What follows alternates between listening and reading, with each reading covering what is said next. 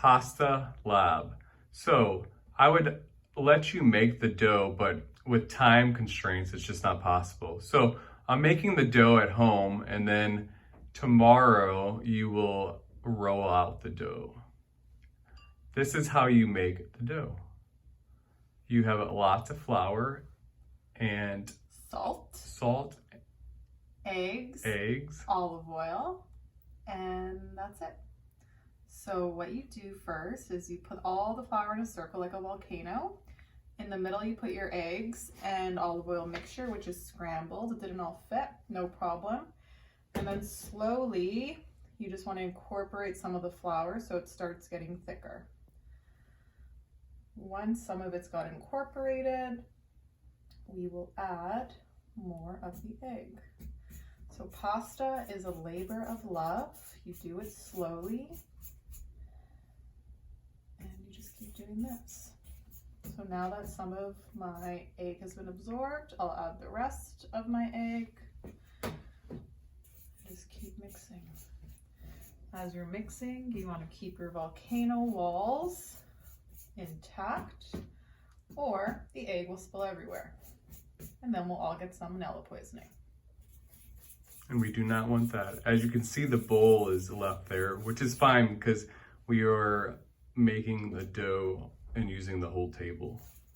But that bowl needs to go right into the sink after this and get washed because it's salmonella poisoning.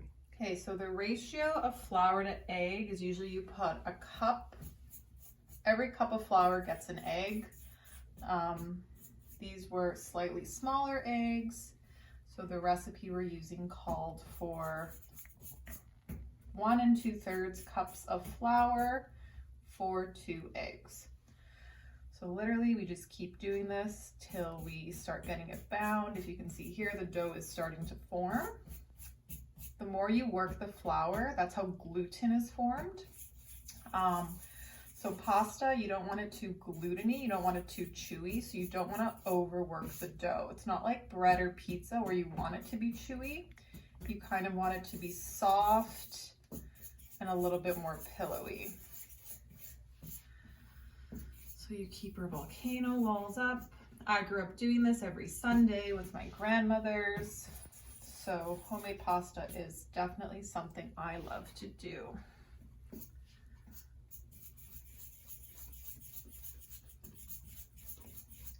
Okay, so now that my volcano walls are getting thin, we're gonna start taking flour from the outside of the volcano and putting it on the inside. How long does this usually take? Just like 5 minutes. Well, this is a really big batch of dough. If we were making just dough for 2 people, it would have already been done. But because we're working with so much flour and so many eggs, it's taking a bit more time. So as you can see, if you come closer, Mr. Preston, it's definitely getting thicker where we want it to be.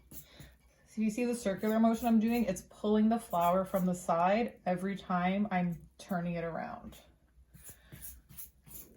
When it's a little bit thicker, I will get my hands in it. So if you want to come back to that part, stay tuned. So it's been about almost half an hour, and my lovely wife, as you know, I told you she's Italian. She has given this her labor of love, and it is coming out quite well.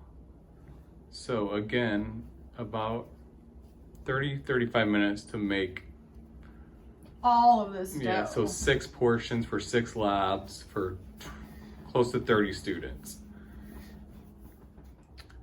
So the dough is done, and it took around 45 minutes, so quite a long time. Thank you, Miss P, for making us dough. Yes, exactly. Thank you.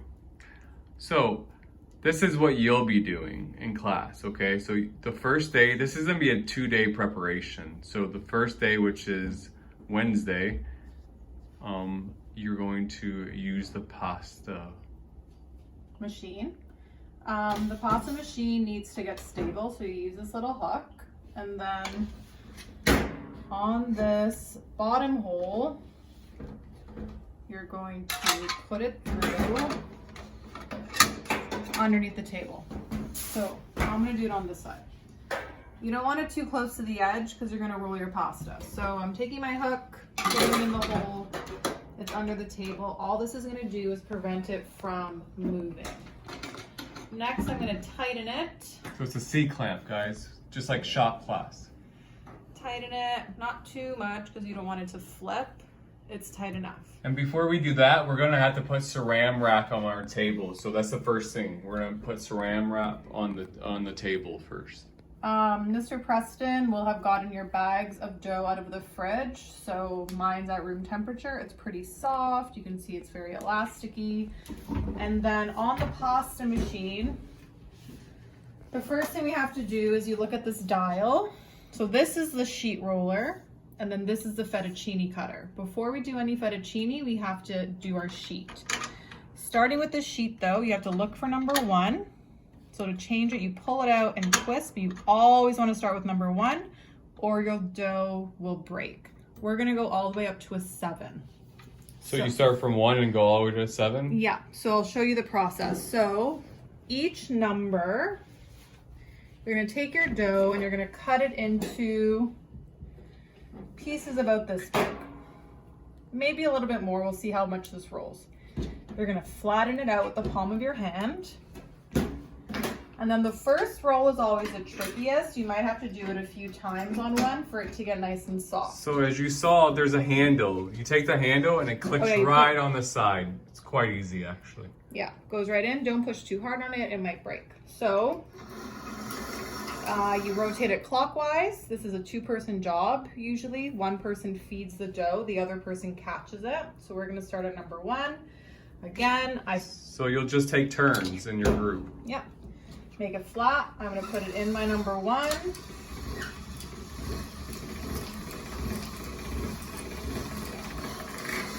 Notice how it's not that perfect, so I wanna fix it.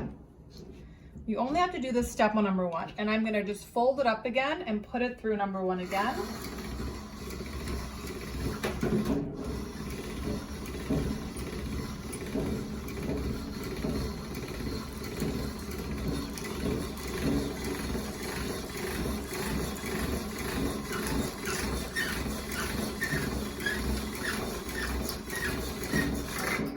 This one broke a little bit. That's fine. I'm just gonna use this section now.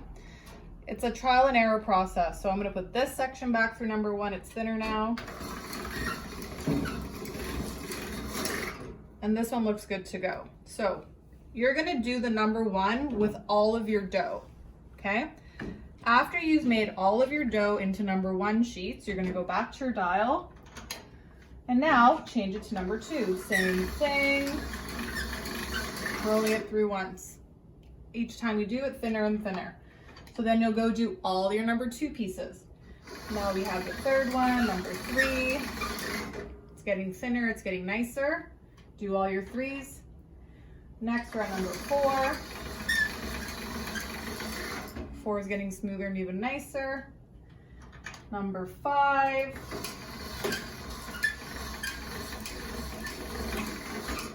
Okay. Number 6.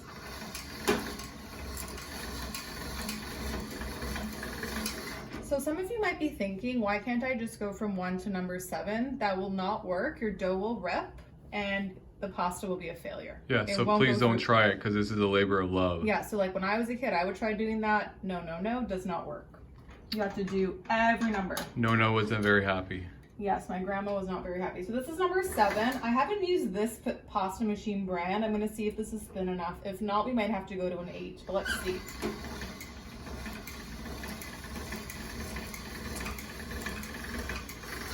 Nope, so number 7 looks really good. As you can see the pasta, it's nice and thin, pretty even.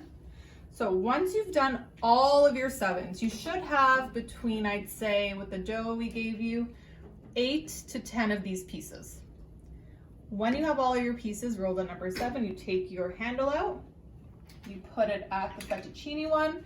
So on your pasta machine, there's 2. This one's spaghettini, which is way too thin. This one's fettuccine. So you're gonna put the handle in the fettuccine. This part is especially recommended for 2 people. because as you roll it, if you look at the bottom, Mr. Preston, here come our fresh noodles. Dynamite.